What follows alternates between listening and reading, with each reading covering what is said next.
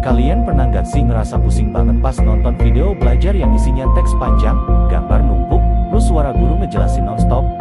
Nah, itu bukan karena kamu nggak fokus, tapi karena otak kamu lagi overwork alias kelebihan beban informasi. Ada teorinya loh yang jelasin ini. Namanya Multimodal Learning Theory atau CTML, alias Cognitive Theory of Multimedia Learning.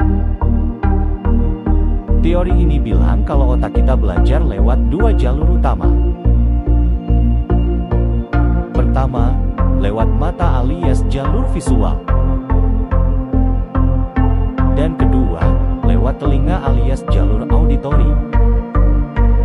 Masalahnya, dua-duanya punya batas kapasitas. Jadi kalau kamu dikasih teks, gambar, dan suara sekaligus, otak bisa kebanyakan muatan. Hasilnya, bukannya paham, malah blank. Makanya, penting banget buat ngatur biar dua jalur ini seimbang dan saling mendukung. Seorang peneliti namanya Richard Mayer kasih solusi biar belajar dari media digital jadi lebih efektif. Dia bikin 12 prinsip yang keren banget. Nih beberapa contohnya. Pertama, Coherence Principle. Buang hal-hal yang gak penting. Jangan bikin slide drama tanpa alasan.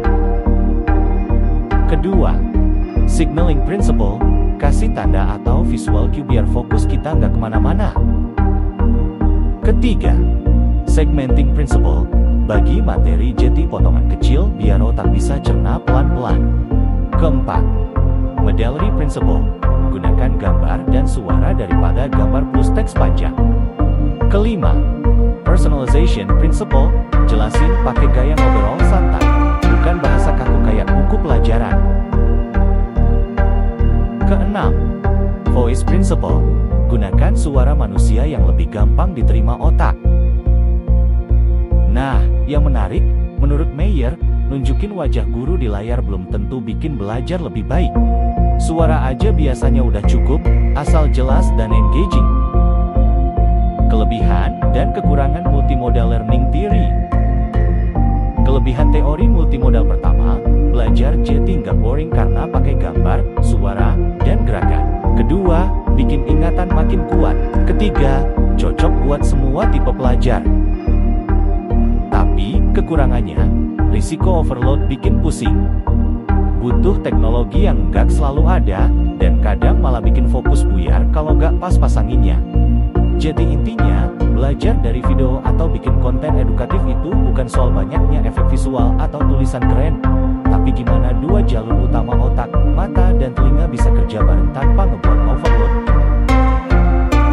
Jadi intinya, belajar dari video atau bikin konten edukatif itu bukan soal banyaknya efek visual atau tulisan keren, tapi gimana dua jalur utama otak, mata, dan telinga bisa kerja bareng tanpa ngebuat overload.